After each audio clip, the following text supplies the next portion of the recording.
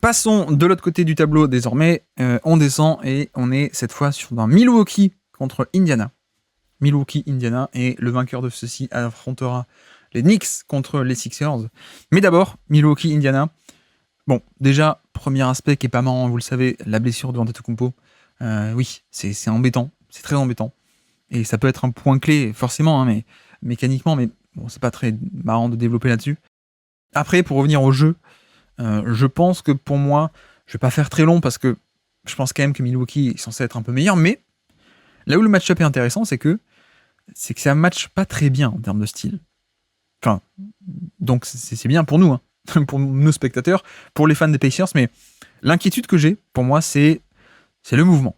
Voilà, si je devais caricaturer et aller très rapidement, le mouvement, moi je m'inquiète un peu, et le mouvement, dans pas mal de domaines du jeu finalement, alors la transition, évidemment, le jeu de contre-attaque, les Pacers sont la meilleure contre-attaque de NBA, non pas dans les chiffres, mais bref, dans les chiffres c'est un peu bizarre parce que là encore, quand les Pacers prennent un panier et derrière accélèrent après le panier, ben non, ça compte comme demi-terrain parce que transition, c'est que à partir d'un rebond offensif ou d'une interception. Donc voilà, les stats ne comptent pas ça en chiffres de transition. Donc si vous allez voir les chiffres, vous allez me dire, bah non mais Guillaume, tu dis n'importe quoi, c'est pas du tout, c'est peut-être pas la meilleure attaque de transition, mais en vrai, ça l'est, c'est une des meilleures attaques de transition. Ça, évidemment, c'est un point clé parce que c'est du mouvement et les Bucks, ils savent pas trop bouger, et y compris en transition. Je pense à Middleton, je pense à Lillard, qui est pas non plus un très bon joueur défenseur de transition, et je pense à Lopez. Donc ça fait quand même 3 joueurs majeurs, 3 joueurs majeurs qui sont pas très bons en transition, et notamment Brook Lopez. À quel point tu es aussi bon en transition, ça dépend aussi parfois beaucoup de ton pivot, et est-ce qu'il arrive à courir beaucoup ou pas. Et on remarque quand même une certaine corrélation entre des pivots assez lourds et très peu mobiles et des mauvaises défenses de transition. Et même, en effet, ça se vérifie de suite, puisque bon, il y a Lopez, comme dit, il y a Lillard, il y a Middleton, qui bouge plus beaucoup, même quasiment plus du tout, le pauvre. Il y a toujours son talent offensif, hein, on est d'accord. Hein. Middleton, il met ses tirs et est toujours excellentissime là-dessus, mais c'est vrai que ça bouge plus beaucoup. Et Milwaukee, donc, est 23e défense de NBA en termes de fréquence de contre-attaque. Donc, pour le formuler, ils encaissent beaucoup de transition, beaucoup de contre-attaque. 23e plus gros total de contre-attaque encaissé. Évidemment, c'est pas bien quand tu dois affronter la meilleure attaque de transition, ou presque, de NBA, qui d'ailleurs a déjà fait le coup. C'était quand c'était en début de saison, plusieurs fois d'ailleurs, je crois, mais notamment le play-in, c'était un peu ça. L'affrontement en play-in, c'était d'ailleurs, on l'avait fait dans l'hebdo, si ça vous dit de réécouter le passage, mais l'affrontement en play-in, c'était beaucoup de transitions, beaucoup de tirs pris très tôt, jouer un peu sur la variance, sur un match sec. Bref, donc il y a la transition, premièrement, dans cet aspect du mouvement, qui pour moi est une inquiétude pour Milwaukee, c'est le mouvement. D'abord, la transition, bien sûr.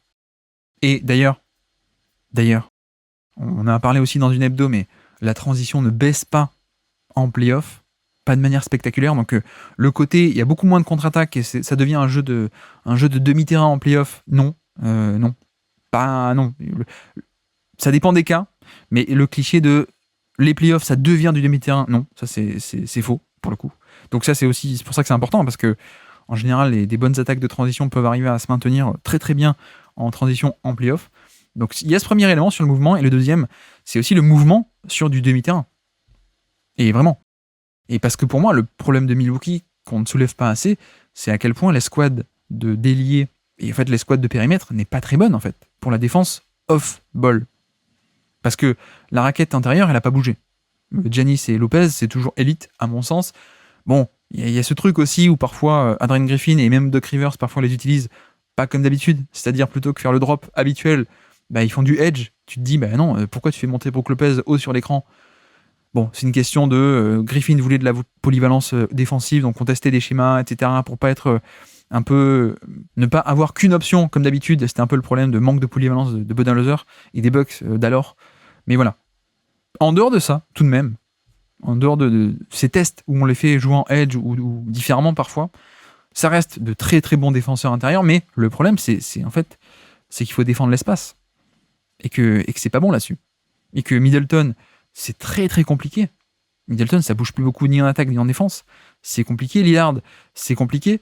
Malik Beasley, c'est pas parfait, je pense qu'on peut dire ça. Pat Beverley, très bon sur l'homme, mais j'ai toujours plus de réticence moi sur le côté off-ball.